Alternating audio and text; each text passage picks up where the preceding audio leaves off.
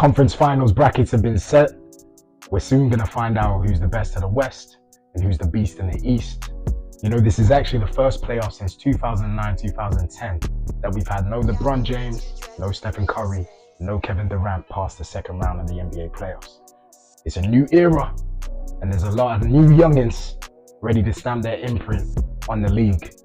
And one of them, between a Halliburton or Jason Tatum, or between an Anthony Edwards or Luka Doncic, is going to get their first ring. In this video, we're going to talk a little bit about what we've seen so far in the NBA playoffs and a couple of predictions of what I think is going to happen next. Of course, these predictions are only my own, and I can hold my hands up. If you watched my previous video, I was very wrong about the Minnesota Timberwolves. Like a lot of others, I think I just underestimated them. I mean, so much so I said something idiotic. Well, at the time it didn't feel stupid, but I felt like the Suns were going to sweep the Timberwolves. And in hindsight, that does feel pretty stupid, especially being aware of Minnesota's ability to defend and how good they were defending during the regular season. Anyway, it was foolish of me to not consider that would translate into the playoffs, which it did, with Minnesota dethroning the Denver Nuggets. In terms of the East, I'm pretty sure, like consensus, Celtics lived up to the billing. They had a gentleman's sweep in their series, and to be honest, they comfortably arrived at the Eastern Conference Finals as expected. Their opponents, however, a bit different from expectation, with Indiana Pacers joining them, and I'm really looking forward to watching both conference finals, as this is matchups we haven't seen before. You know, players that we haven't seen go up against each other, and I can't wait until I see the outcome. Alright, so let's get into it. We'll start with the highly anticipated Western Conference Final matchup between the Dallas Mavericks and the Minnesota Timberwolves. We'll start with the Dallas Mavs. Offensively, their X factor is going to be their guard play. Of course, between Kyrie Irving and Luka Doncic, you've got 2-3 level scorers there with incredibly high IQ. Between the both of them, of course, I feel like they're going to have to share the ball a lot to overcome Minnesota Timberwolves, because Timberwolves, of course, have such great perimeter and interior defense. And I feel like the matchup they're about to face is quite unlike the matchups they faced so far between the Clippers and Oklahoma City Thunder. Now, I do not doubt whatsoever Doncic and Kyrie's ability to score the ball. However, in a matchup like this, being the Western Conference Finals, I feel like their level of defense is going to have to step up for them to match up properly with the Timberwolves. Acquisitions of Gafford, PJ Washington, and Derrick Jones Jr., I said even prior to the playoffs, were intelligent moves, and it's proved as such for Mavs so far, because they've been able to have such solid interior defense with Gafford and able to limit teams from the three-point line with the perimeter defending of Derrick Jones Jr. and PJ Washington. This was a luxury I feel like last season Mavs didn't even have, and we're trying to figure out. Of course, you don't doubt their ability from Kyrie and Luka to score the ball, but they're gonna possibly have to be more aggressive from earlier on to be able to give themselves a run or some cushion to really be able to stamp out the Timberwolves, because as we've seen from the Western Conference semifinals, Timberwolves, when they're down, they're not out. Like, if you want to win, you're really going to have to knock them down and knock them out, as they proved in Game 7 of the semifinals that even down 15, 20 points, whatever, they have the ability to A, put up runs, and B, make stops. Dallas, of course, are going to have to keep the ball moving, I believe, to be able to ultimately overtake Timberwolves. I mean, Timberwolves have good level bigs too. They've got Naz Reid, they've got Rudy Gobert, they've got Karl Anthony Towns. Now, of course, one out of the three is probably more superior in the scoring in terms of Karl Anthony Towns, and then there's probably Naz Reid after that.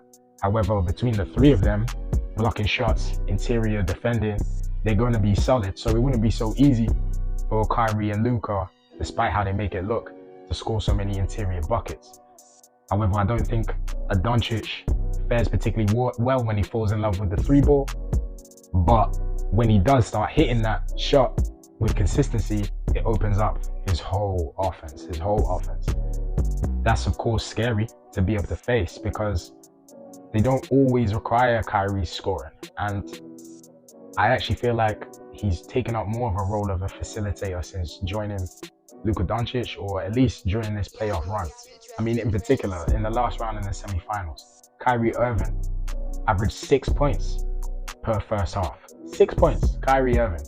However, in the second half of those games in the matchups with OKC, he averaged 17 points. To me, that strikes me as a player who's learned when it's time to attack, when it's time to have timely buckets. And there was plenty of times throughout this series where Kyrie might have appeared like he's having a quiet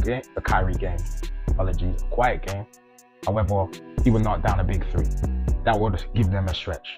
Or he would hit a clutch shot when Mavs offense maybe went a little bit dormant. So I guess when it comes down to it, I think with the Wolves and the Mavs, this matchup is going to be one in the paint. Who can dominate the paint? Who can make sure they can get as many easy buckets as they can? And I also think what will tie in with that, when you're trying to score so much interiorly, that's going to cause fouls, trips to the free throw line. And that's also where I think this series is going to be won and lost. Who's going to be consistent on the free throw line? Who's going to minimize their turnovers? And who's going to dominate in the paint? Because I don't believe between the Mavs being the best defensive rated team the last 20 or so games in the regular season, and the Timberwolves being the best defensive rated team throughout the regular season, there's going to be an abundance of buckets. Although there is such great guard play that's going to be on display between Edwards, Irving, Doncic. So for my prediction, it's tough for me, but I am going to go with the Dallas Mavs. The reason why it's tough for me is because I've doubted the Timberwolves 2 rounds in a row now. And I feel like it's probably destined for them to actually make the finals. So, I might as well keep the train running. I'm going to go with the Dallas Mavs because I feel like experience will prevail. However, if Dallas do not buck up their ideas when it comes to transitioning defense, I feel like the Timberwolves are going to have more energy for this. But yeah, let me stick to my guns. I'm going to go with it going to a Game 7 and Mavericks reaching the NBA Finals as the Western Conference champion, winning 4-3. Luka Doncic has led the playoffs with a triple-double so far. So let me see if he can do it again. Now moving over to the Eastern Conference Finals, we have Boston Celtics, the number 1 rated team in the East, versus the Indiana Pacers, who, I'm not going to lie, I'm shocked, stunned, and impressed that they fought and clawed their way to the Eastern Conference Finals. I do think they are underestimated, but with them being matched up against the Celtics, they're probably judged just about right.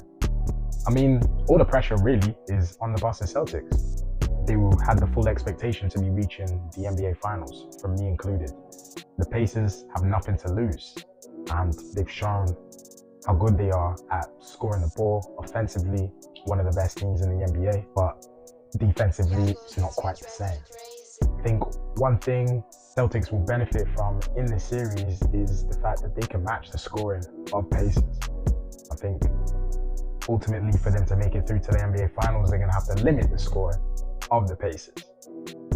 Between Jaylen Brown, Jason Tatum, Jrue Holiday, Derek White, that's a lot of threes. And the Celtics play like that. I do think with the Pacers, it's going to have to be big matches from Siakam, Miles Turner, especially from the interior defense standpoint, because, I mean, personally, I just feel like Boston Celtics could sweep the Pacers in the Eastern Conference Finals. However, we all know how good my sweep predictions have been, so I'm going to veer away from that. I actually haven't got too much to say about the Celtics and Pacers matchup, because I do actually think the Knicks, if Brunson didn't break his hands in that last game, they would be sitting there, and I felt like that was a better story for that Eastern Conference side. However, the matchups are the matchups. Brunson was carrying too much for the Knicks, got himself injured over it.